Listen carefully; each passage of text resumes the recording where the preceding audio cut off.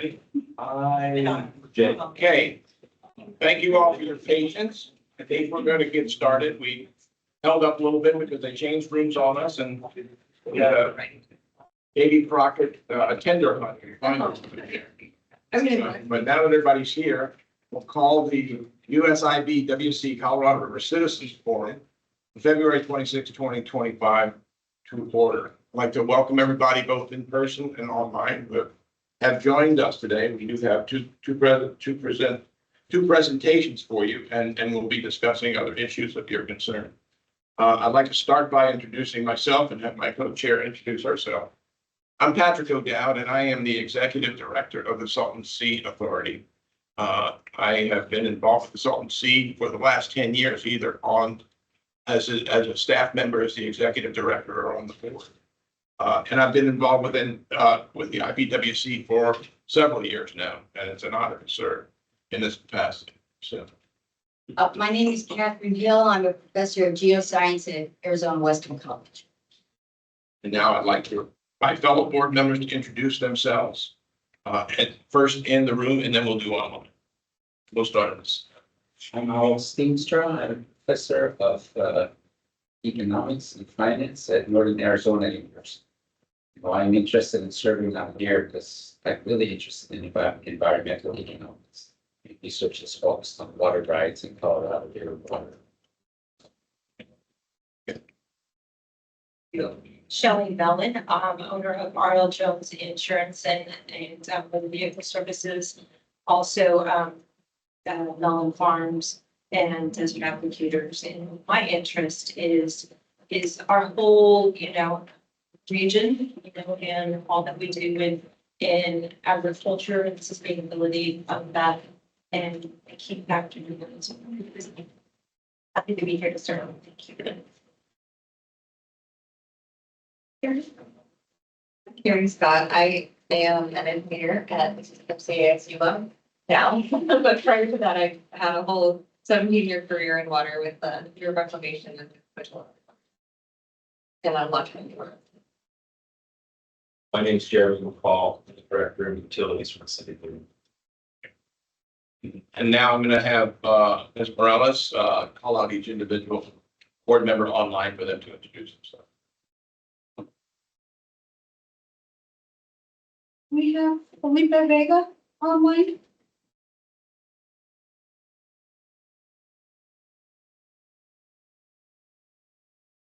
And Megan Scott. Wait, here. Very good. Okay. I'd let you know that this meeting is being videotaped. We want to make sure that you do not provide personal information like addresses or phone numbers. That's what it says here on the screen. And if you have questions in person or online, to please raise your hand and wait until you're recognized by the chair. We would like everyone online. We don't have a sign-in sheet, but we would like everyone on the line to sign in. There is a QR code up on the screen. If you would just take a look at that QR code, it'll give you an opportunity to sign in. If you're online, we have taken notice of your attendance today. We do have two presentations today. We're fortunate to have the Senior Director of Program, Mr. Francisco Zamora, with the Sonora Institute, and an engineer, and Roberto Rangel with the Nature Conservancy, who will be present on environmental restoration and the ecological projects along the Colorado River. And we'll start with Mr. Zamora. Welcome back. And the microphone is yours. Thank you. Thank you very much. Can you hear me okay? Very well. Excellent. Excellent. Well, thank you again for the invitation and for the opportunity to share with you some of the progress we have made in terms of on-the-ground restoration projects. Sonora Institute is a member of the Raise the River Coalition, or Alianza River Rio Colorado, and the NGOs members of the Alianza have been implementing the restoration projects under Minute 319 and Minute 323. And I really would like to say and highlight that this has been a collaboration with, of course, the U.S. and Mexican government through IBWC and SILA. So it's not the NGOs doing the restoration themselves. This is a part of collaboration, part of the binational agreement. And so we are not only glad, but fortunate to be collaborating with different people from different agencies on both sides of the river. So I'm calling this part one, restoration efforts, and Roberto will speak about the benefits of these, for the monitoring that we do, and the benefits of these restoration efforts. Next, please. So this map is, I want to highlight a couple of things here. On the left, you see what we call the map of the possible. It was developed in 2002 after or during a workshop that we had in Tijuana with stakeholders and water managers from the US and Mexico, and NGOs and scientists from universities from both sides. So that was at that time, after analyzing current data, what the group visualized as the opportunities for restoration. So on the right side, you could see what those areas, I mean, the restored areas look like in that corridor, you know, from Morelos Dam on the top to the lower part of the delta. And the map is not big enough to see all the details, but I'm using this map just to show that we have followed the recommendations in terms of the priority areas of that exercise that we did in 2002 and the map of the possible. And we have been working in those priority areas in the last 20 years or since 2002 to restore and enhance these important riparian and other wetland areas in the delta. And there will be more details later, but on the map on the right, you can see that there are different colors. We have divided, since 2019, we divided the river in 7 reaches. And you can see the legend on the lower left, reach 1 to 7. And reach 1 is beginning from Morelos Dam down before the Southern International Boundary, and then reach 2, and then 3. So I want to just highlight that most of the restoration sites are in reach 1 and 2 and reach 4. So far, the restoration efforts have been taking place in those reaches, reach 2 and reach 4. Reach 1, we began working on that last year. Okay, so I think we can go to the next one, please. So a little bit about the framework, the binational agreement, MINA 219 and MINA 323, provide the framework for restoration, and the environmental component is just one of several components of the binational agreement. And the environmental working group oversees this environmental component on the MINA 319 and 323. And there are 2 documents that guide the restoration efforts under this framework. One is the Restoration Programmatic Framework. That was a document that was developed pretty much at the beginning of the binational. In fact, I think it was MINA 323 at the beginning of that, and provides us, you know, its name says, is the framework for restoration. It provides the guide and the parameters for the restoration efforts. So that's one document that was developed at the beginning. And then every year we develop, or the environmental working group develops and approves the annual restoration plan. So every year there has to be a plan where the environmental working group has the opportunity to review the different projects that are proposed, and it makes sure that they agree with what is established by the programmatic restoration framework, and then the environmental working group approves the plans, and then it moves into implementation. And we have been doing that from the very beginning of the binational agreement. The environmental working group has a restoration sub-team, and it is really the restoration sub-team that integrates these annual restoration plans and presents that to the entire environmental working group for approval. Next, please. The next part of my presentation will be to show you and give you some numbers in terms of existing restoration sites. And I'm going to actually include all the way back to before mid-2019 and until 2024. Next, please.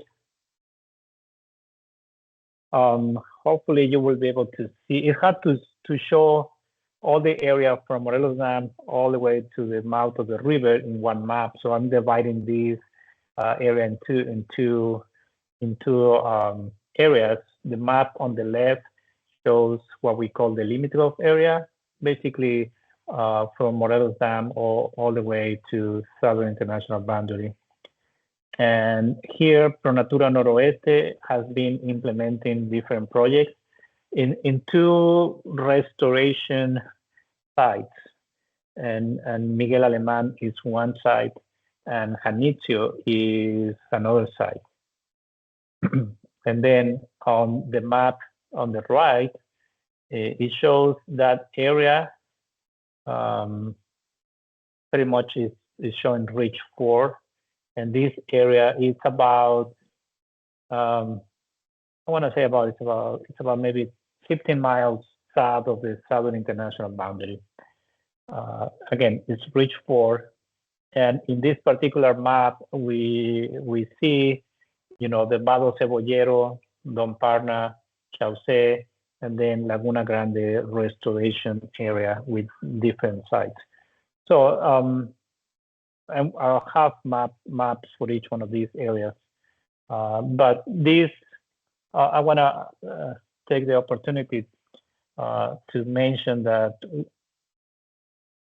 one thing is to, see these sites that we have been creating or restoring.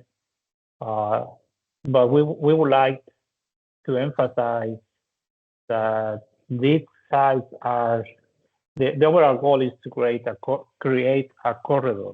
So each site is important on its own because of the area and the habitat they provide, but all the sites together, the goal is that will provide a functional corridor along from Morelos Dam all the way to the lower part of the delta. It's around 70 to 80 miles. So we are creating a network of restoration sites that, in ecological terms, the goal is to create this functional ecological corridor. So, and that is important because every year we do more sites and have been doing more sites, and we are making a significant progress in creating this network of sites. Next, please. Okay, so this is just a summary, and there are a lot of numbers, but basically what I want to show here is we have 6 sites so far. Again, Miguel Alemán and Janitzio are managed by ProNatura Noroeste. Laguna Grande is managed by Sonora Institute, and then Chaucé, Don Parna, and Vado Cebollero are managed by Restauremos El Colorado. So far, we have 1,354 acres restored. Can we go to the next slide, please? Because I think it shows a bar chart of restore areas by year. And as I mentioned at the beginning, we began restoration efforts back in 2008 with the first project along the main stem of the Colorado River. So there were a few projects before MENA 2019 was signed. And I think it's important that the collaboration with the US government and the Mexican government began a few years before MENA 2019 was signed. And that's why you see, a few projects there.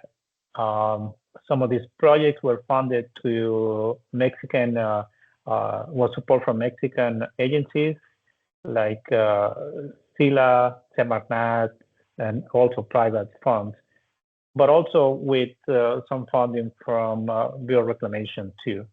Small projects, but I guess the point I want to make is that those projects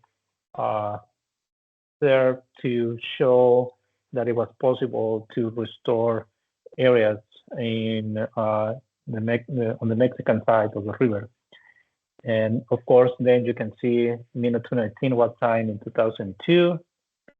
And we, of course, began to scale up the restoration project all the way to 2017 with 212 acres restored in that year.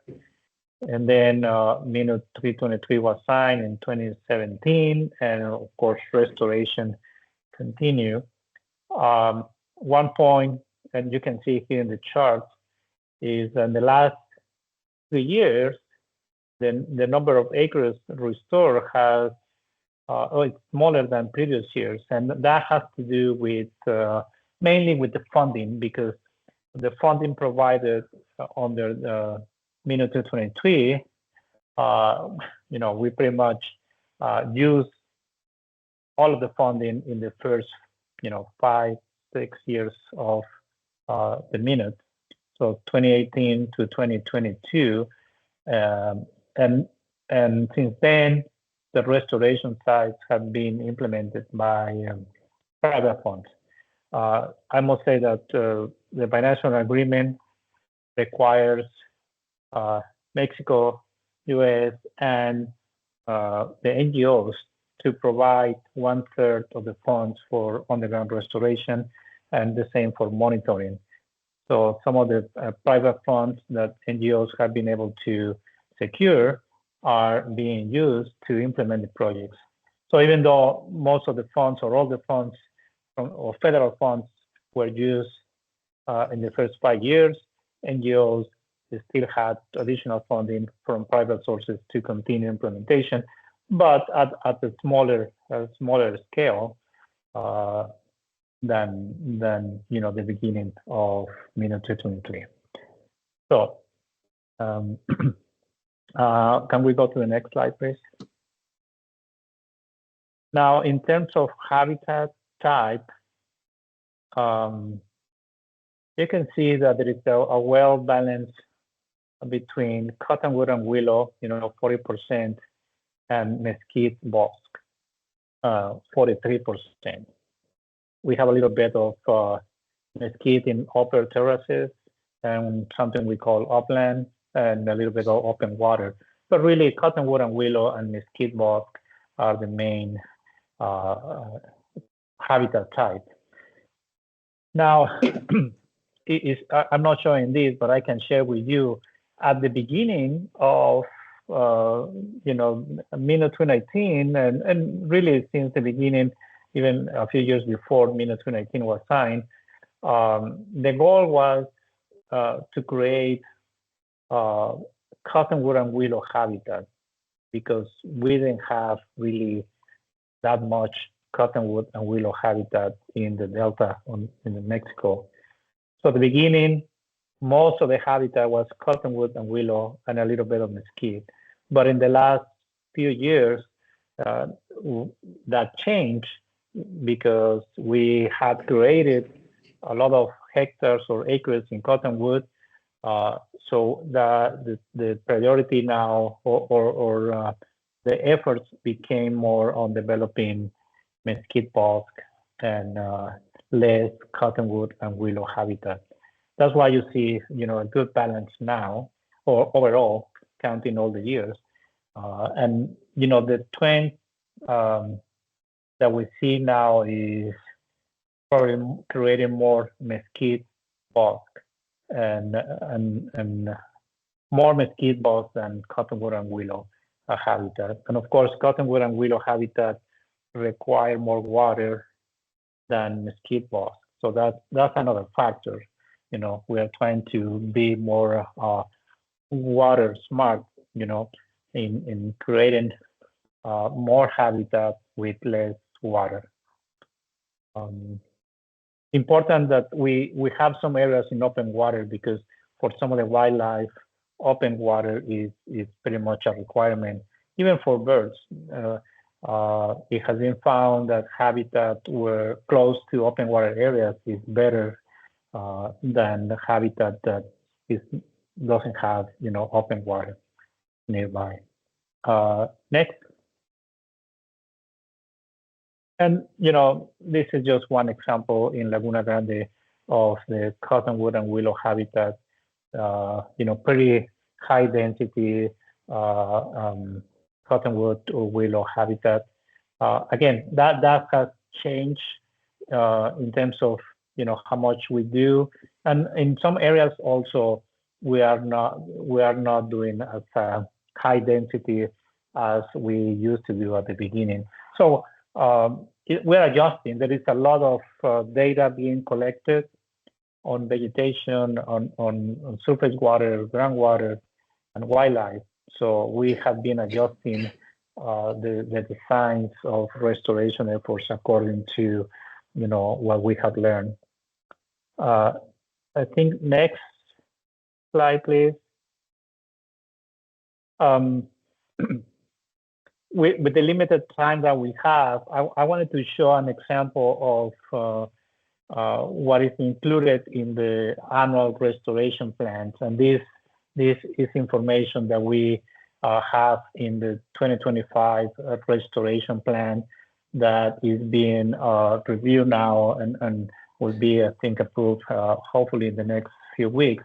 So what we do, we integrate every organization doing restoration projects basically sends the information about the size that they are proposing for this year. So this particular year in 2025, we're going to be doing, or is proposed, NGOs have proposed to do 62.28 acres of new habitat. And that table shows, the organization leading those efforts at the different sites and the number of acres. And the map on the right, it shows those areas. Basically, we're going to be doing phase 2 of Janitzio on, along the Limitrof area, and then a few sites in Laguna Grande restoration area by Sonora Institute. So 40 acres by Pronatura and about 21 by Sonora Institute are being proposed this year. Next. This is just zooming into those sites. Miguel Aleman, it's 2 acres for this year, 2025. But most of what Pronatura will be doing is phase 2 of Janitzio, so 37 acres. Next, this is just zooming into each one of those sites.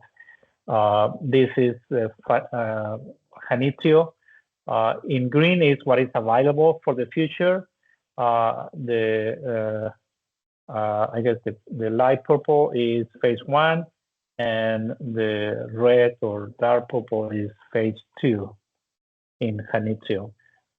Next. This is just Miguel Aleman So the 3.7 acres, we're calling that phase 7. Basically, what you see in that map, all the polygons, the green, the purple, the yellow, those are phase 1 through 6. And phase 7 is just on the north part, and it shows the picture there. It's 3.7 acres in Miguel Alemán. But Miguel Alemán was the first site that ProNatura developed many years ago, and it really has a really nice habitat of cottonwood willows and mesquite bog. Next. I forgot to mention something just by looking at this slide. Sonora Institute, as you can see, is proposing restoration projects type 3 and type 2. The programmatic restoration framework has 4 types of restoration projects, depending on the level of intervention. Like type 1 basically is just putting water at the river. Type 2 is cleaning the site and then adding water along the river and to promote natural germination. Type 3 is, cleaning the site, even leveling the site and planting and irrigation. So those are type 3 projects. And the type 4 projects are even greater intervention, where there will be excavation or reconnecting meanders with the main stem. So it's a major project. And we have a couple of examples, in Chaucé, they did that type of project a few years ago, and also Sonora Institute in Laguna Grande. There are a couple areas that we have restoration, type 4 restoration. Well, anyway, that was just kind of something I forgot to mention at the beginning. So anyway, I don't want to spend a lot of time describing this, other than Sonora Institute in Laguna Grande. We have been working there for many years, and we continue now with small sites, and again, basically there is a lot of area available, but the size of the projects we are doing, again, are limited in size, mainly because funding available. So we have now limited funding available for restoration. Next, please. This one shows the new site proposed for 2025. We are calling it Cody 2025, 6 hectares or 14, almost 15 acres, and it shows there, in that map. But the other areas that have color are areas that have been restored in Laguna Grande, and some other areas that are available for restoration. Next, please. And this is just really quick, just as an example of type 2 projects. This year, there are environmental flows, or what we call in-channel flows, being delivered. In fact, the delivery began on Friday, the 21st, so only a few days ago. And these type of projects, type 2 projects, are very much associated with these in-channel deliveries, because the idea is to clear the site, and then these sites will get inundated by the in-channel flows. And the goal is that new trees will get established and new habitat will be created. So this type of projects, type 2, are the level of intervention basically is just removing the invasive plants and open the area for inundation and establishment of new native habitat or native plants. Next. I think this is probably one of the last slides, and NGOs have secure water rights for not only for establishing new sites, but also for maintaining those sites. And this is kind of a summary of the amount of water that will be used in 2025 by ProNatura, Sonora Institute, and Restauremos El Colorado. So basically, close to 6,000 acre feet of water in 2025 for maintaining existing sites and the creation of the new areas that I just described. Next, I think that was just really quick. Now that we have more sites, more habitat, we are also,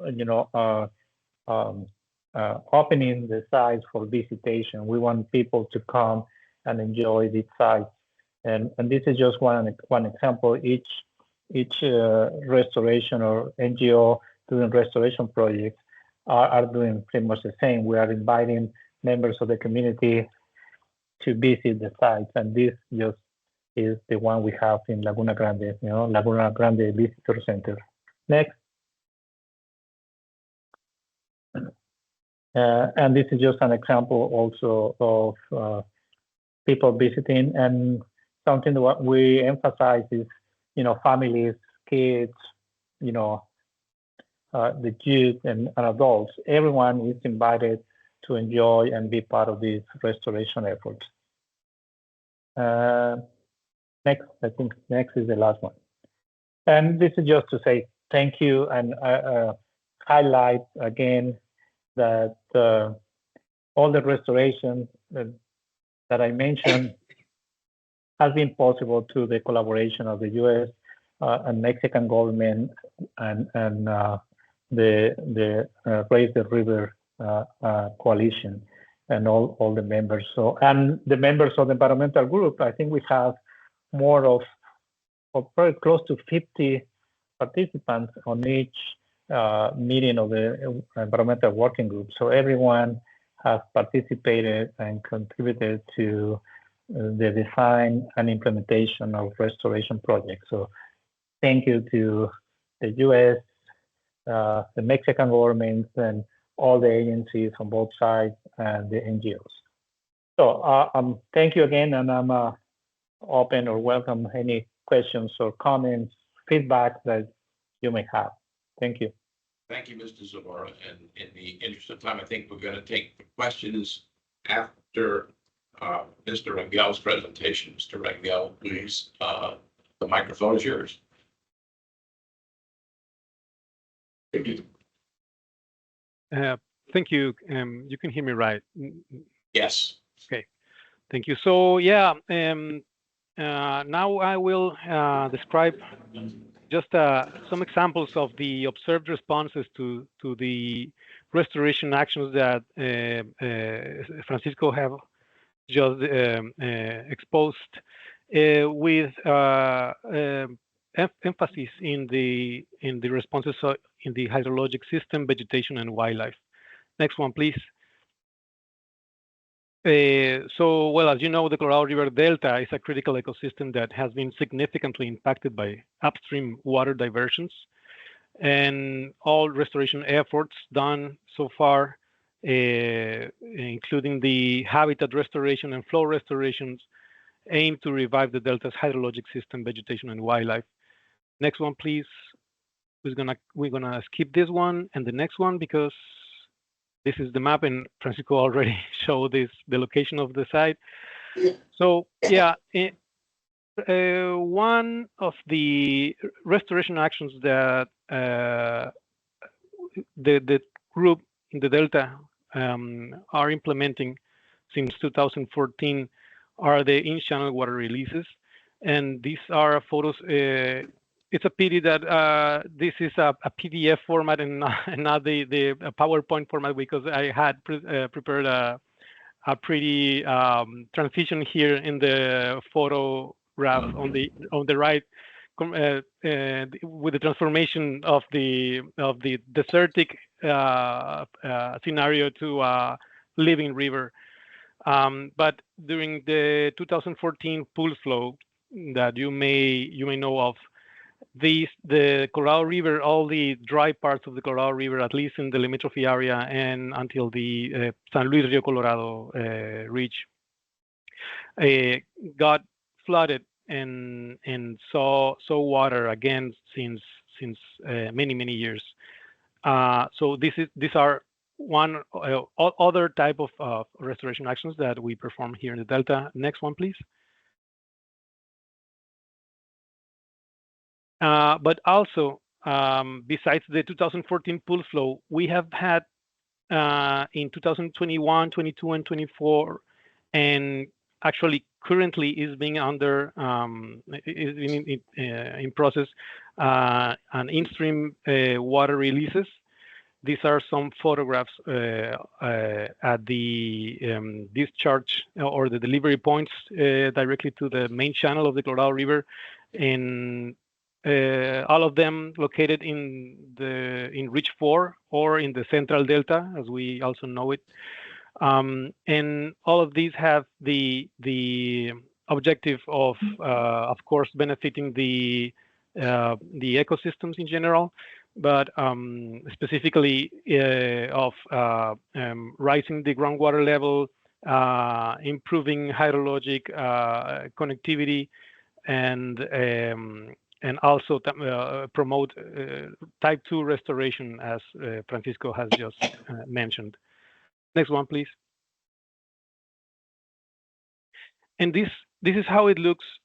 These are two examples of the response of the hydrologic system, the response to these in-channel water releases. We have here in these two graphs, we have they show the evolution in time from January 2021 to December 2022 of the groundwater level in two different sites. In the right graph, you can see a site in the Central Delta, and that's in the left hand, sorry, and in the right side you have a piezometer in the upper estuary. These are two different responses to the in-channel water deliveries. In the left hand, you can see that the red dotted line is let's say the normal level, that the level that we would expect to happen those years. But as a response to these in-channel water releases and their infiltration, the water infiltration, we had some rise in the level during the growing season, the vegetation growing season, as you can see, and then the level returned to the normal once the flow ended. So that's we think that that's a positive response, because we are interested in raising the level for the plants to have access to the groundwater through the roots. So it is even more important during the growing season to have that groundwater level available. And in the right side, you have another different response, in which the observed water level contrasted with the normal or the expected water level those years, in which the observed water level rised during the in-channel water releases in 2021, and then maintained high until the 2022 flows. And then when the 2022 flows came, it again rise to a greater level. Well, and to be fair, as you can see here in the right graph, the water table depth is well deep. So actually, plant roots don't have access that deep to water that deep in the ground, but this let us see that the groundwater is responding to the water releases, and that maybe in other points near that location, it could be, depending on the surface relief, it could have been benefiting some vegetation, or at least we know that groundwater is responding to this action. Next one, please. Another response from the hydrologic system is the connectivity of the main channel of the Colorado River in the Delta. In the left figure in the map, you see some lines, some stretches of the river divided between wet sections and dry sections. Those identified as wet sections in, let's say, in orange, I think, are mostly permanently wet, with water not necessarily flowing, but with water from the groundwater, because it is very in the surface in those sections. But then you have this section in red, which I identified as dry section, that is permanently dry. And during the 2021 and 2022, and also during 2024 in channel water deliveries, we had water. So we achieved to have 42 miles of living river, which is a good thing because it transports nutrients and it helps to species to move between different places in the river, and also because the upper estuary receives fresh water, so the salinity can drop until levels that benefits some fish in that area of the upper estuary. Next one, please. Okay, what you see here is some response of the vegetation greenness, or some response in the vegetation here showed through the greenness analyzed using remote sensed information. We have in the left map, in the left, we have identified the restoration sites, the El Chauce, Miguel Alemán, Laguna Cori, and Sila sites. So, and it shows the difference between the greenness from 2022, between 2022 and 2014. So as you can see, mostly in this restoration sites, the greenness have risen since 2014, but also we have some places along the riparian corridor that have where the greenness have increased. And in the right hand, we have 4 time series of the evolution or the variation of this greenness is specifically in the restoration sites. And as you can see, well, in green, you have the evolution of greenness within the restoration sites, and in brown, you have the evolution of the greenness outside the restoration sites, or let's say in the control values. And as you can see, restoration sites have, in all the cases, have achieved increasing the greenness in contrast with the greenness outside the restoration sites. Okay, and that talks about, and that we can interpret that as a success of the habitat restoration in these sites. Okay, next one, please. And this slide shows us the response in vegetation, but regarding the composition of the vegetation. This is just an example in the site called Cori, or Laguna Cori. And we have in the left the composition, the species composition of vegetation in that site, and in the right graph you have the control, which means the vegetation composition outside in the nearby areas of the Cori restoration site. And what I want to emphasize in this slide is that all of these vegetation species are native of the Delta, except for salt cedar, which is a introduced species.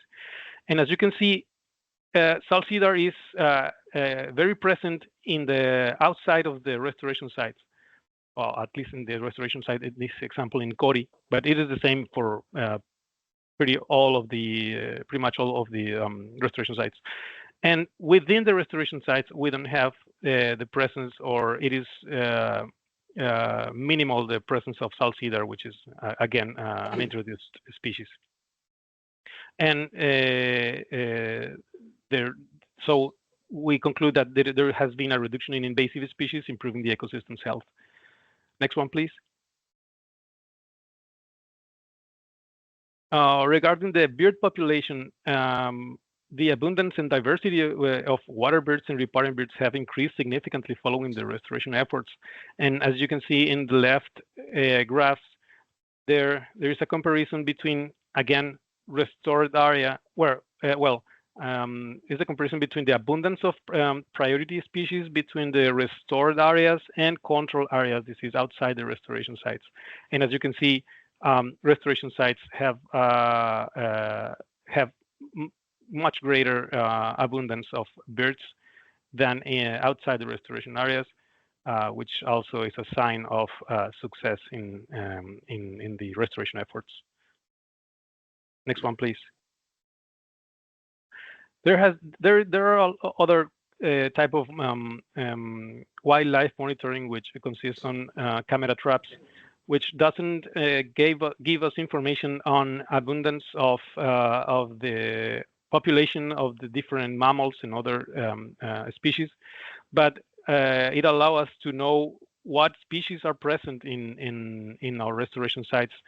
And these are just some examples of the type of images that we can get from these camera traps. We have in the left the North American. We have some North American beaver at El Chauce site. We have some bobcats in the Sila site, and also in the Sila site we have seen coyotes, which are pretty much present in all the restoration sites and on all the delta. But also with these camera traps, we have been able to detect two species which are listed as endangered in Mexico. One being the North American beaver, and the other one being the muskrat. Next one, please. And then an additional benefit of these restoration efforts is that they attract visitors to the river, enabling in situ environmental education activities, which have been possible inside, both inside the restoration sites, just like Francisco described in some visitor centers, but also in some points that neighbor communities of the river visits when there's water in the river, like Vado Carranza, and there's a huge opportunity for environmental education when that happens. Next one, please. So challenges. What challenges we see for these restoration efforts right now? Of course, and we know we are not alone in this. We have the challenge of drought and water scarcity for performing this endeavor. The climate change. We have had some invasive species. I can remember right now the Salvinia molesta, which have invaded the main channel of the water. Well, sorry, the main channel in the delta, and have caused a lot of effort from the restoration teams to remove those, specifically using mechanical ways to remove that. And also one of the main challenges for the restoration efforts is maximizing benefits to the entire riparian corridor. Some of the lessons learned that from the work so far include the importance of adaptive management. We have had the opportunity to learn from the evidence, learn from the results of all the restoration actions we conduct. And by the way, each year the binational science team and the environmental work group get together and meet, whether in Yuma or in Mexicali, to discuss and discuss methods and ways to improve the results. Also, the stakeholder collaboration, and as Francisco said, this would be impossible without the collaboration of government agencies from different levels, academic institutions, and NGOs in both sides of the border. And finally, that continuous monitoring is essential and critical for knowing what are the results of our efforts and how can we improve them. Next one, please. And I would like to give you this take-home message that the restoration efforts in the Colorado River Delta have led to positive changes in the hydrologic system, vegetation, and wildlife, and that continued efforts are essential for the long-term health of the ecosystem. Next one, please.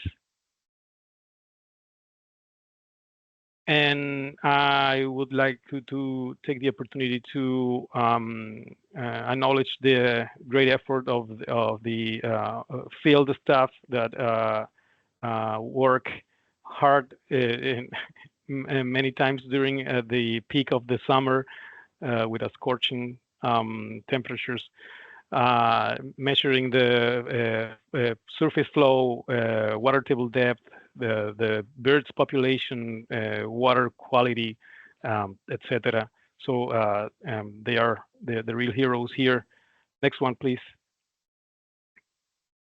And again, this is a collaborative work with many agencies, many organizations working together. And these are some of the faces of this of the people, the team working behind all these results. And that's all from me. And thank you very much for your attention. And if you have any questions, I would respond to them gladly. Thank you both for the excellent presentation. I would ask if there are any members of the committee that have any questions, or any member of the public, anyone online like to ask a question, please raise your hand.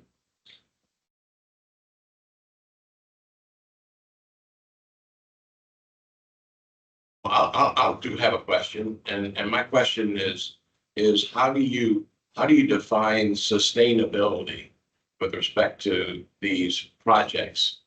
How do you keep these investments going forward for future generations? What's that going to take? Yeah, let me try to respond, and then Roberto, you want to complement. Let me start by saying that at the very beginning, in terms even before 2019, we had to learn a lot about how to design and implement restoration projects, and we borrow a lot from the multi-species conservation program, the Lower Colorado River, in terms of the type of restoration techniques, irrigation, all of that. And we have been adjusting. So sustainability for us, or the goal for us, will be to establish new sites, and we know we have to irrigate those, at least in terms of water use. We know we have to irrigate these sites for 2-3 years, and we are.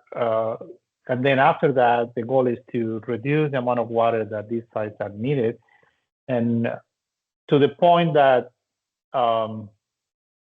we don't have to use more irrigation. That would be ideal situation. But what we have learned is that even once the trees and the vegetation has been established after 2 or 3 years, once in a while, once a year or every other year, they will require some water. So sustainability, in a way, for us is to minimize the use of water to a point that trees are able to reach the groundwater table, and surface irrigation is no longer needed on a regular basis, but it's used only to enhance the habitat, because we know that it will provide some water or inundate some areas. It will help to enhance the habitat. So anyway, we have a really good, we measure water use at each site, so we know how much water each site is or how much water is being delivered to each site. And I can tell you that in some areas we have been reducing, or in many areas actually, been reducing the amount of water delivered to these sites. So water use is one component of how we measure sustainability. Thank you. Couple questions. One, who owns the land that you work on? Is that private owners, or is that state, federal land, like Mexico land, or? And then number two is, do water rights come with that land, or how do you go through dividing water rights on your side of the border? Yeah. And then third question is, along the river, we have issues with, farmers' rights to the land and stuff like that, closer to the river, so they got water. Do you guys have that issue over in Mexico with the farmers, like whether or not they want to be closer to the river than want the land that you guys are restoring? Okay, I'll try to answer the questions, and Roberto, feel free to add. So all of the restoration projects or sites so far are in what we call federal land. So it's land managed by the National Water Commission in Mexico, and it has been the contribution from the Mexican government to the financial restoration effort. So the Mexican government to the National Water Commission has provided access to this federal land, and the way it's done, in this case, an NGO receives what we call the right to use the land for, I think it's for 30 or 50 years.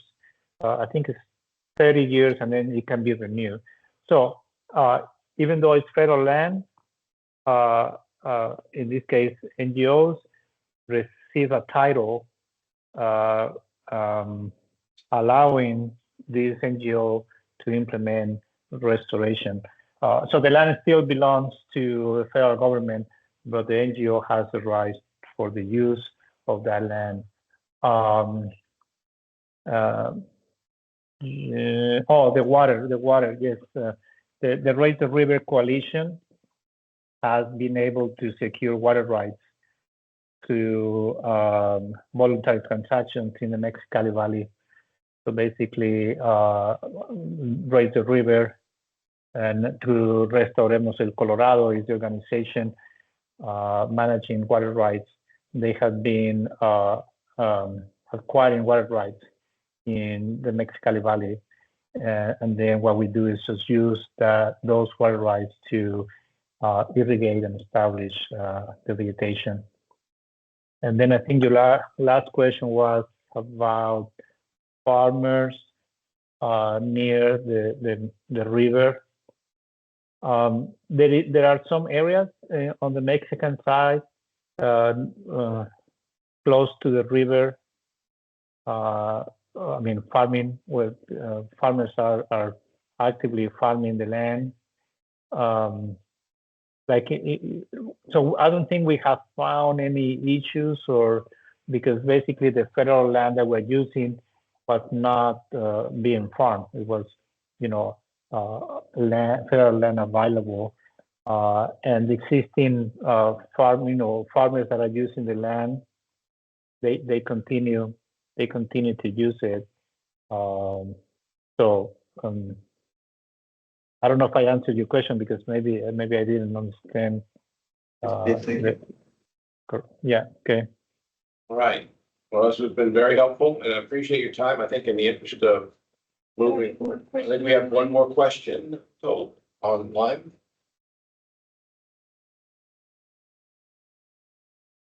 I see something on the chat, but Can you repeat the name of the document that you mentioned is updated or released every year? yeah, there are two documents. The one is prepared every year and approved every year. Is called the annual restoration plan. So for 2025, there is the 2025 restoration plan. So every year we prepare a plan, and the environmental working group approves that plan. And the other document is the restoration programmatic framework. And that one, actually, we are in the process of updating that. I think last time it was updated was 5 years ago, I think. So that one is not updated every year. It's again, the last time was 5 years ago. It's the restoration programmatic framework. Then the second part is there a website where activities, members, and more info about the environmental work group can be consulted for more information? Yes, I think Raise the River, Roberto, this is raisethe.river.com, I think, no? .org, I think. .org. So yeah, if you just Google Raise the River Coalition, and I think the website is in English, and maybe we have now one in Spanish, but so that will be the website for the Raise the River Coalition. And I will put it in the chat. Yeah, thank you. And then each organization, there are 6 organizations, or 6 member organizations of the Raise the River Coalition. Each one, has information also online too, on each, individual websites for each organization. Thank you, Mr. Zamora, Mr. Rangel, for your time and your presentation. Thank you. Thank you. Now we'll move on to Ms. Cathy Douglas, Executive Director of the Yuma Crossing Natural Heritage Area, who will present on the Yuma East Wetlands Restoration Project, which aims to revitalize the waterfront area. What do you want to do? The presentation? Do you guys have a clicker, or do I need to just ask you to change the slides? Okay. Well, actually, I have one set up so I can see what I'm talking about over here. Maybe if you moved it over. Over here? Okay. Turn it like 90 degrees. Well, this will work. This will work fine. So, hi, everybody. I'm Cathy Douglas, Executive Director of the Yuma Crossing National Heritage Area. So happy to share with you our Yuma East Wetlands project, which several of you got to go out and see for yourself today. So you can go to the next slide. So the East Wetlands, the actual boundary is about 1,400 acres, which does extend all the way to the confluence of the Gila River. So far, if you go to the next slide, we've developed about 380 acres of the East Wetlands. So the part that's highlighted here and outlined in red. It covers cottonwood willow habitat, honey mesquite, and marsh. It is obviously right here in downtown Yuma, just east of the Ocean Bridge. And it is a partnership project. So 2/3 of the land is owned by the Quechan Indian tribe. And then the city of Yuma and Arizona Game and Fish are the other landowners on the project.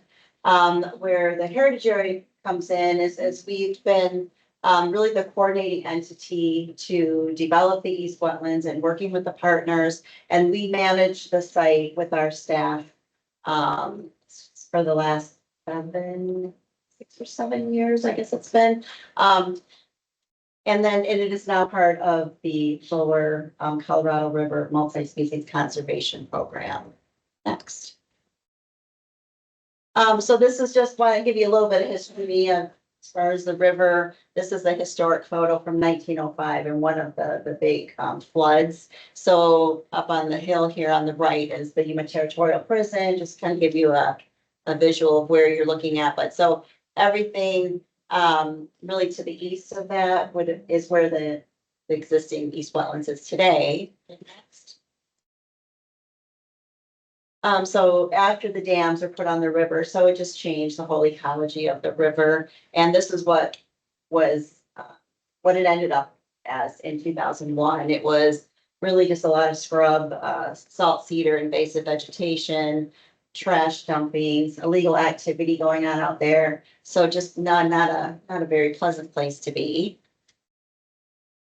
And so the community wanted to restore it.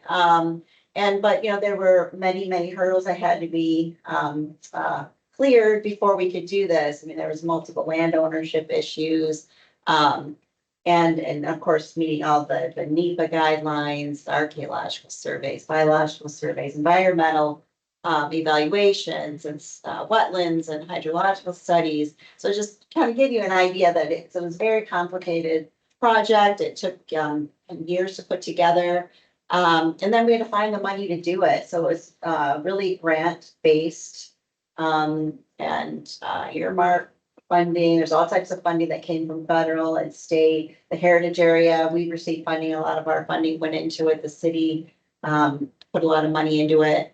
But really the main catalyst was developing that partnership in order to make the project happen.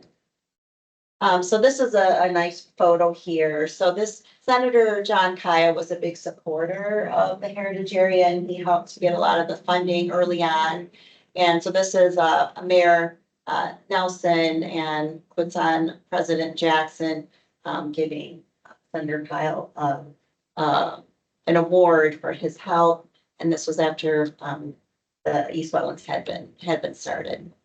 So again, just another overview picture. This is what it used to look like, and next to what it looks like today. So we're just getting into, it's warming up, so everything's just starting to green up and look prettier out there. But yeah, about 250,000 trees have been planted to restore the site. But in order to get there, I mean, there was bulldozing and burning and clearing in order to prep the site. And next. And we really utilize the expertise of our agricultural community. And I know Mellon Farms was one of those farms who came in and really consulted with us and did a lot of the work laser leveling the land, just like they do with the agricultural fields, installing the irrigation canals and preparing the whole site for flood irrigation. And so this is constructing one of the canals. And the next photo is after restoration. Again, we're doing cottonwood, willow, honey mesquite. So really bringing the site back to native, you know, what was growing native on the river. And it not only adds to the ecological value, but it's providing habitat. It uses a lot less water than the invasive species, and it has just a lot of benefits for the wildlife and for the community. So today, those of us who were on the tour with us today, the first stop, we stopped at that overlook where we looked over the pond. This is what it looked like then, or before we started. So on the next photo, you can see on the left, that's after we had done the initial grade clearing and grading work, and then a few years later on the right. And then you can see today how much more it's grown and flourished over the years. So again, the partnership was a key factor and still is. We still operate collaboratively on the project. The development and the idea really started in the early 2000s. About $10 million was raised through 16 different federal and state funding sources. The restoration itself was substantially completed in 2009. And in 2013, well, we knew once it was established, how are we going to maintain it? So that's when we went into the multi-species conservation program. So in 2013, all the partners listed here signed a land use agreement, which provides annual maintenance funding. So 70% is covered through our agreement with Bureau of Reclamation, who manages the MSCP.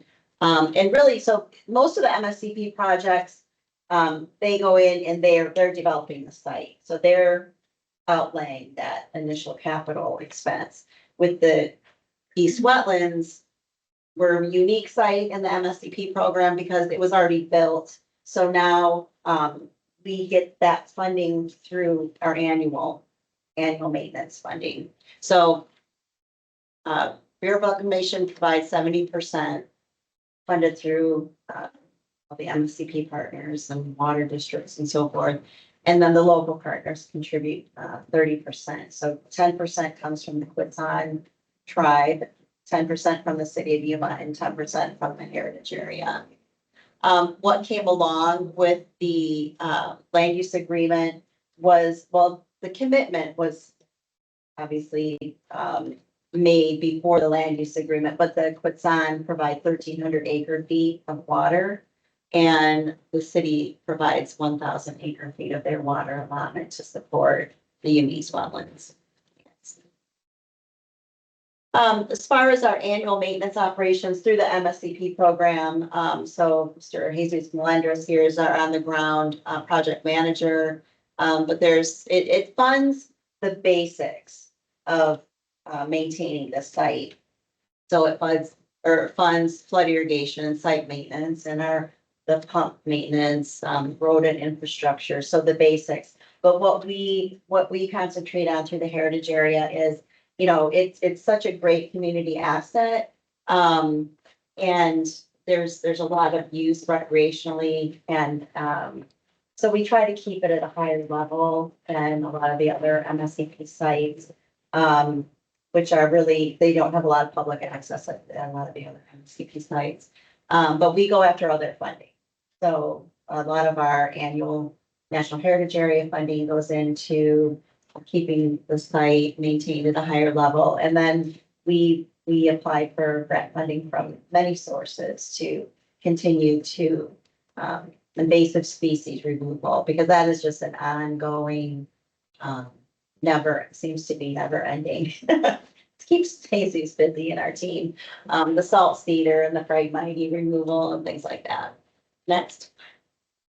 So this is just a few photos of some of the infrastructure out there, some of the irrigation pumps that are there, some of the canal systems.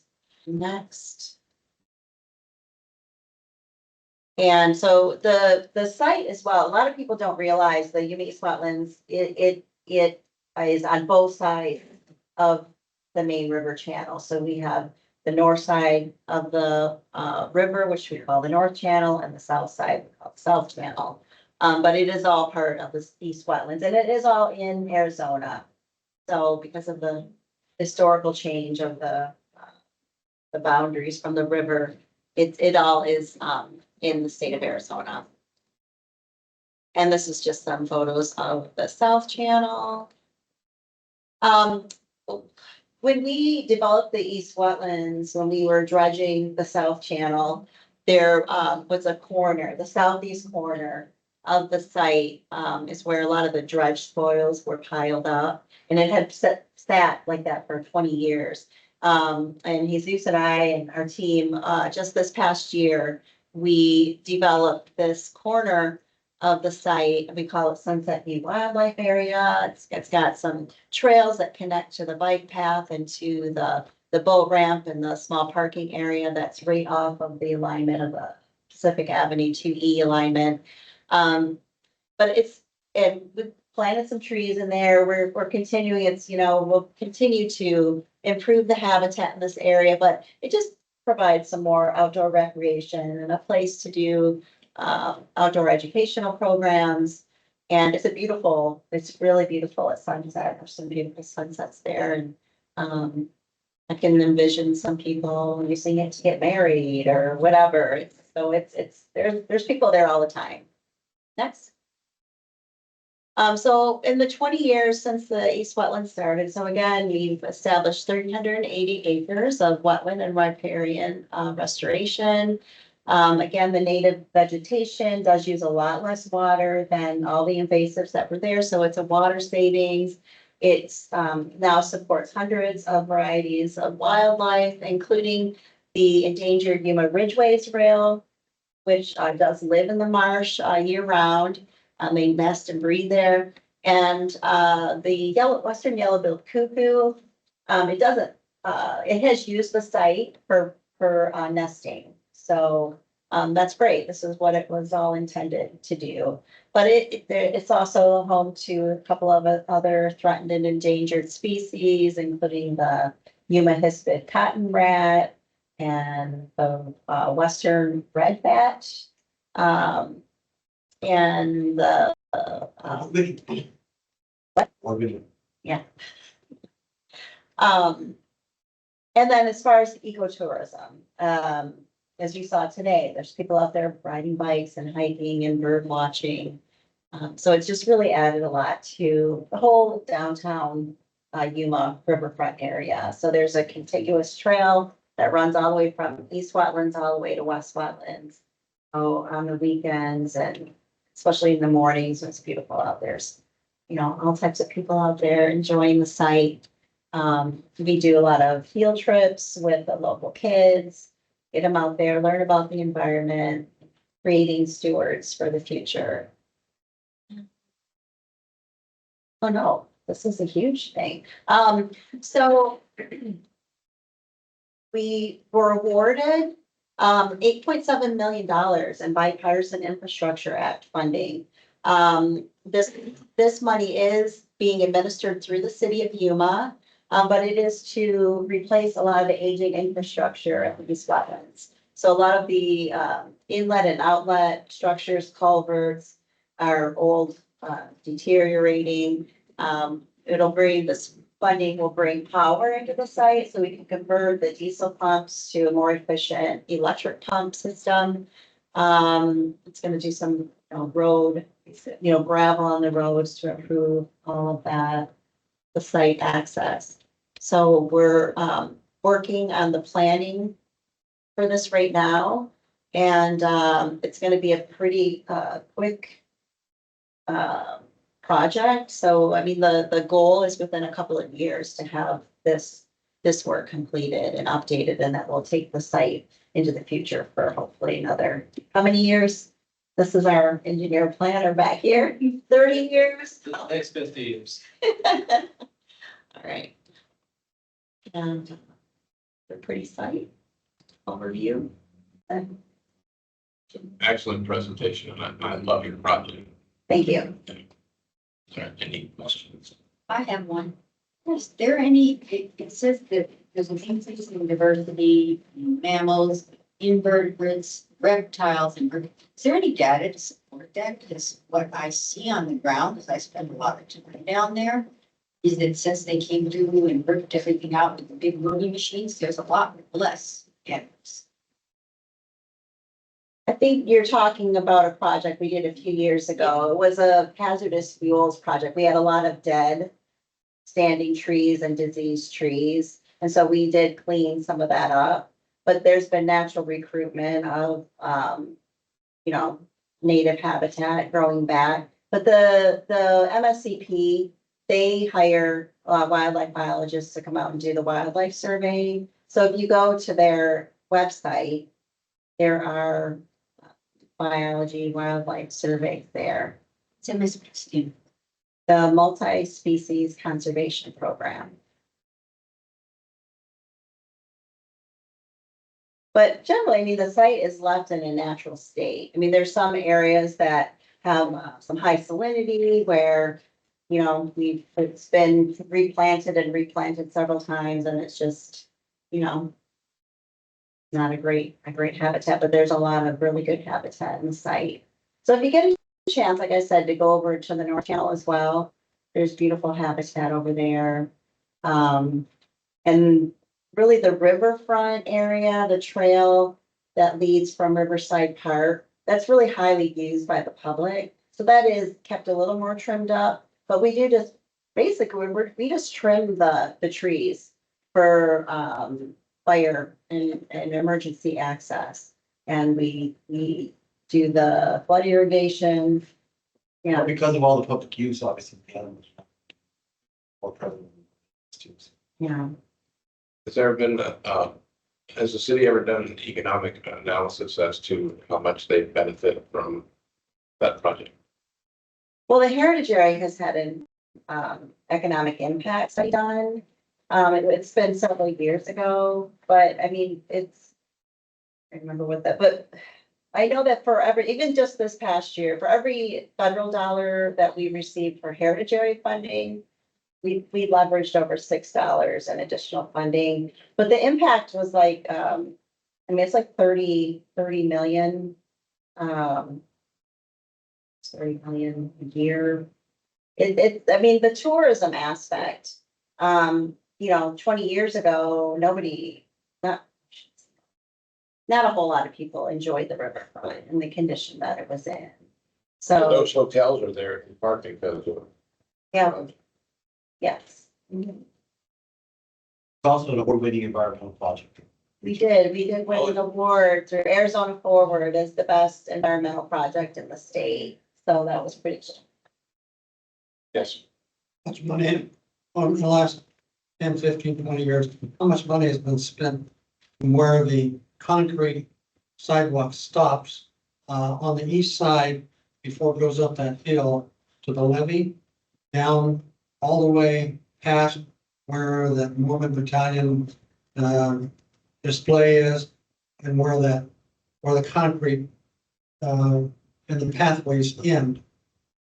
How much, So you're talking all the way down to West yeah, Wetlands. on the west one, and how many hundreds of millions of dollars, or how many millions of dollars have been spent on that 3 mile section or so? Well, I know Gateway Park was somewhere around $6 million investment. I think, well, the East Wetlands, the initial investment was 10 million, but since then, I mean, we probably do about 400,000, $400,000 to $500,000 a year just at the East Wetlands on maintenance and so forth. And the West Wetlands project, that's been like a 20-year time span. So I don't know if I have a, you know, but I mean, I think at least probably $8 million has been spent on West Wetlands Park. Next question. With the federal government set a goal of a balanced budget. So we're talking about a reduction of probably $2 to $3 trillion downward in federal dollars. Potentially, your job will be out of a job. Yeah, so we're waiting to find out. We're waiting to find that out, yeah. What happens? Yeah. To this wetlands restoration project if suddenly your entire staff was fired? And you had no more money coming in from the federal government? That is a very good question. I think that's a great question for all the partners and the landowners. So the city, Game and Fish, the Quitson, I mean, they are the landowners of the property. I would hope that somehow they could come up with the funding or the budget or fundraising in order to continue to maintain it. What percent of your funding is?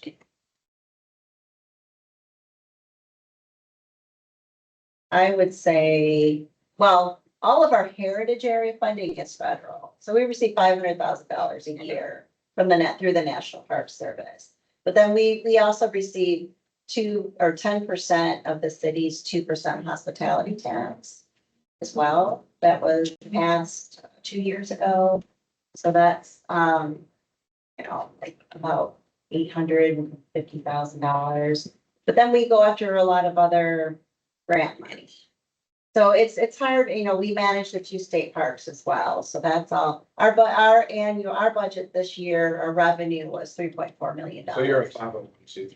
Yes. So anybody listening that has any concerns about this should give to your organization. But we are open for donations at any time. We never. It's a commercial message.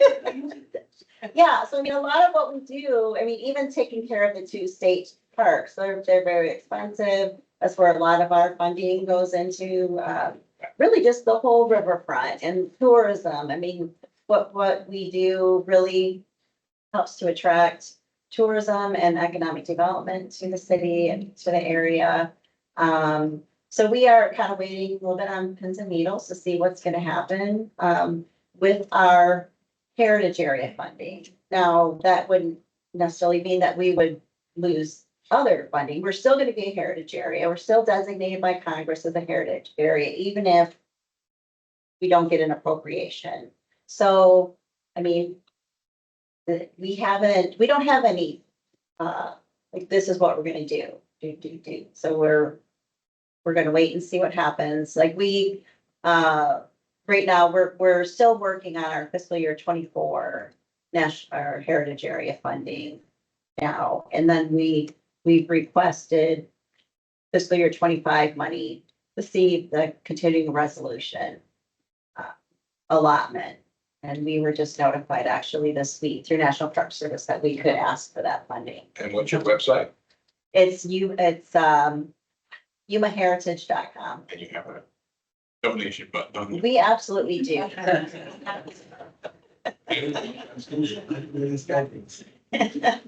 I have a question for you or for anybody in the audience. Phoenix is what, 3 million, I don't know how many people there. But picture the next 30, 40 years, doubling of Phoenix's population, doubling of Tucson's population.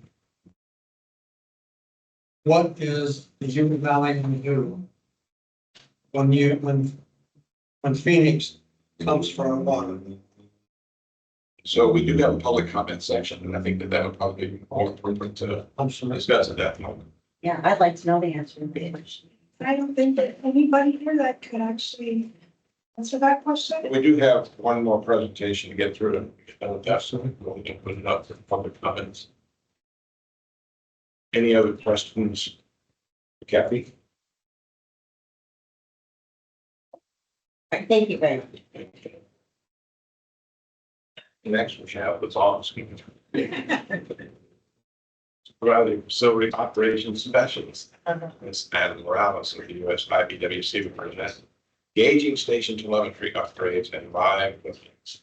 Yeah, I wanted to, inform everybody that we do have data now available online.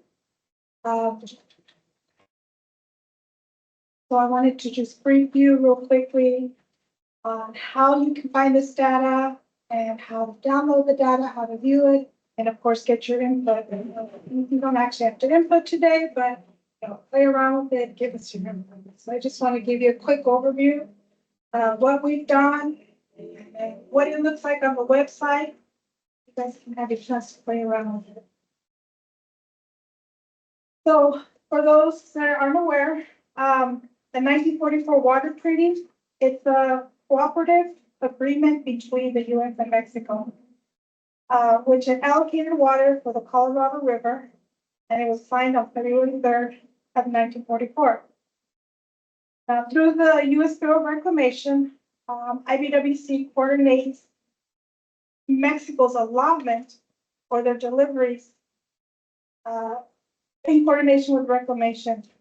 So our office helps with the scheduling of Mexico's waters. The monitoring and accounting for these deliveries is one of our key responsibilities for the office. So to accomplish that, we have various gauging stations all along what we call the limit trough, which is the boundary between the U.S. and Mexico. And these stations are very essential for us to make sure they're operating to be able to count for these waters. Not only making sure U.S. gets their water, but it also helps with the operation of reclamation when they're scheduling these waters. Minute 323, signed in 2017, has a section there where it stated, that the United States would modernize operational technology at the NIB, which is the Northerly International Boundary. These are the flows of waters that go to Mexico through Morelos Dam, and SIB, or the Southerly International Waters, where these waters cross the Sonora, Arizona, and Sonora boundary down in San Luis, Arizona. It is to improve the operational control and provide real-time data. So all these upgrades that we were able to do in 2024 was possible not only through this minute, but due to our water accounting division procurement and new equipment to do these upgrades. In 2024, we have 14 gauging stations here that we account for. And in 2024, we were able to upgrade 12 of them and have them available live on the web. So here's a photo of a few of our stations. The photo there to your left is the Colorado River at above Rockwood Weir. This station, it records about 90% of Mexico's water deliveries. And this is located at the northerly international boundary, and this is the water that flows to Mexico through Morelos Dam. In this station, we have various types of equipment. We share the station with the Bureau of Reclamation. So there's various components in there, Luttrons. We have the old Stephen chart recorder still in there. We like to have that redundancy, just in case one thing fails, we have something to fall back on. Some of the new equipment we put in is the FTS data loggers and the radars. And this is what makes it possible for us to have those live readings. It's designed to be in harsh environments. It's solar compatibility, so I don't no longer have to have the electricity on there. Now we have solar, and it's been working great. Some of the data or some of the equipment there would run on batteries. That was an issue with us with, the batteries dying or having issues with the batteries. So we've had this up since early 2024, and it's been working really good, but we still, rely on redundancy. So there's different parts of points in there that if something fails, we can still be able to have this data available. Next slide. In 2025, we're going to continue our upgrades. We have the 11-mile gauge station. It's on the other side of the border fence, which poses security for my staff. That area tends to be active. It's got a lot of vegetation. So we do visit the station probably quarterly, and we usually have to go with the sheriffs to go up in that area because of the security risk to our staff. So this year we're looking at relocating that station onto the US side of the fence. It's still in the US side on the other side, but bringing it back onto our side to have that capability to inspect the station, put in the new equipment, and the equipment will probably be more secured on this side than it would on the other side. The radars tend, if you have something outside, they do tend to get damaged. We also have the main drain down at San Luis, Arizona. We're looking at installing about 4 flow sensors at where the water starts coming through past the main drain, Yuma County Water Users main drain pumping plant. We're looking at installing new equipment there, the sensors, the radar, and that will also be available live on our web portal. Next slide. Now going to our web portal, I have the address up there. It's at waterdata.ibwc.gov/AQ web portal. AQ stands for Aquarius. When you first get there, you'll see, you'll have like a dashboard and it'll list all the stations, all, what IBWC has available online. If you scroll down, which would be the photo to your right, you have these little icons that has a map, list, location, data set, chart, export. That's probably, if you know the name of the station, that other side is, easy to manage. I think going to the map is probably the most easiest part. Next slide. When you click the map, it shows you all the stations we have from Arizona, California, all the way to Texas. That's what all those dots are. And we have stations from IBWC on this map, USGS, the Bureau of Reclamation. We also have Mexico stations available from our counterparts, SILA or CONAGUA. This is probably the easiest way to look if you know the location of it. Next slide. When you zoom into the map, as we did here. I zoomed in so you can see what here is in the local area, photo on the left.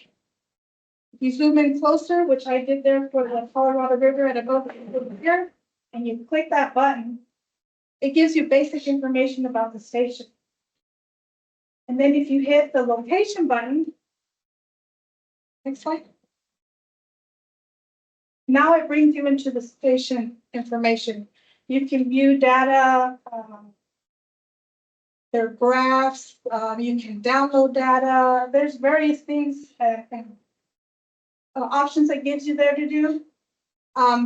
Even straight from here, you can hit the drop-down menu and start looking for another station, you know, typing in the info if you know part of the name. You can all do it from here. As you hover over the green line there, it gives you stage and flow. You can look at it by various time frames. And it'll give you this. What's good about this is this station transmit data every 15 minutes, or normally they're transmitted every hour, because we need to know our current system because of the deliveries. Mexico may call us about an issue or reclamation needs it. We need it to be as accurate as possible.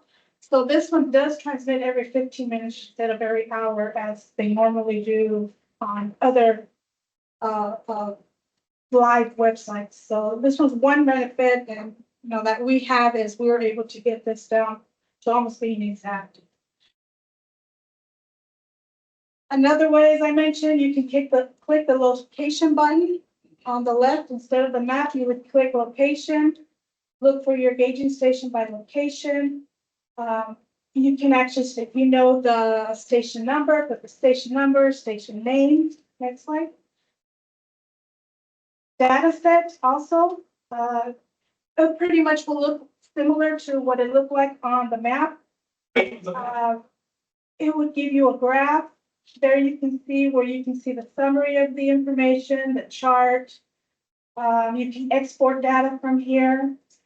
The little blue area on the bottom where it's lighter blue, that one you can either zoom in with your mouse, or you can shrink that little zoom area to just highlight what you want to see, and it'll zoom into that area even bigger and closer. Next slide. Again, just another way to look at it. If you would click chart, it would direct you straight into the chart to the station you're looking for. Another view of it. Next slide. Exporting. Here you've got various ways you can export. You can export in Excel, regular text. You can pick the date range you would like to see. The picture to the left shows you what it looks like. It's a long menu. So the picture to your left shows you the top menu. The picture to the right, as you scroll down, shows you additional deals. What I liked about this one is on the very bottom, when you pick a location, instead of having to go back and forth to the locations, you can actually pick 4 or 5 locations and stations and tell it, I want, you know, a real-time stage, real-time flow, whatever you like, and add those on there. And when you export the data, it will list all the stations and all the data instead of you having going back and forth and doing individual stations. So you can download various stations at a time, download whatever data you're interested in looking at. Next slide. So as mentioned, I do encourage you to check out the web portal, download data, you know, tell us what works, what doesn't. Is it user friendly? Do you like it? Do you not like it? We're putting this together. You know, we've had the public ask for this data to be able to have it available. So input that you can give us, please give us, check it out. Let us know what works or doesn't work. Next slide. Also, if you're interested in getting our latest news, receive updates, citizen forum updates, you know, please scan the QR code so we can add you to our mailing list. IBWC does have a YouTube channel where these meetings that are being recorded are available on our YouTube channel. Follow us on X, and we also have a LinkedIn. there any questions? Any questions? I got one. Of the 14 stations, monitoring stations you mentioned, how many are the lower Colorado River? IBWC does from the northerly international boundary, which starts but we have one above the Arizona-California border. And then we have, so that's where Colorado River at above Rockwood where it is the Arizona-California border. And then from there down are my 14 stations. That's all I take care of.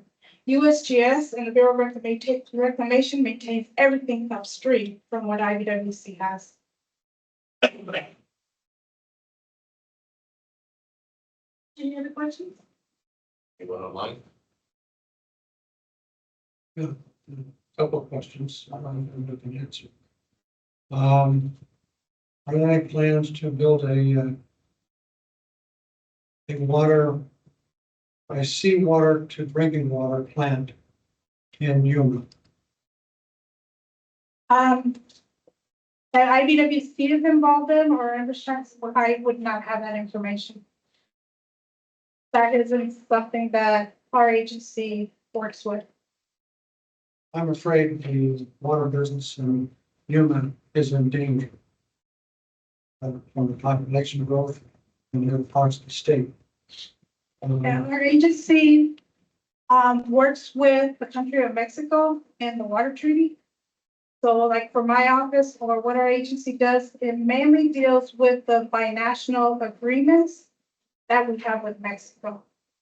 So any operations or anything to be done in the US as far as infrastructure that doesn't that provides services to the US users or even Mexico would more likely, these questions would probably be for the Bureau of Reclamation, which we're two different entities. That $50 million or $100 million water treatment plant that has been vacant for 20 years or whatever. That's for the Bureau of Reclamation. Can that be repurposed to? So this presentation is on the monitoring and public comments is next. So why don't we just go ahead and wrap this up? Yeah. And just real quick, on that question, again, that would be for the Bureau of Reclamation. That is their desalting plant. Thank you. Now, go to public comments. Is there any member of the public who would like to make a comment or have questions on this item?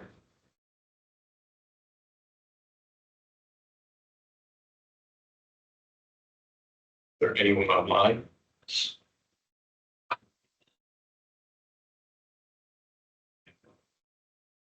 Sure. Okay. All right. The last would be board discussion. Any member of the board would like to bring a topic up for discussion? I would note that our next board meeting is going to be on August 27th, and it will be a virtual meeting. As far as board discussion, I would like to say, Cathy, I think the reason I like that presentation is because of the things that I've worked on. The project is at a scale that is reasonable, it's achievable, it's manageable, but there's still great public benefit in it. But I think some of the work they're doing in Mexico kind of mimics that same idea. It's not so massive in scale that it's not practically achievable. I think that's how things have to be done. Anybody else? If not, I will call the meeting adjourned.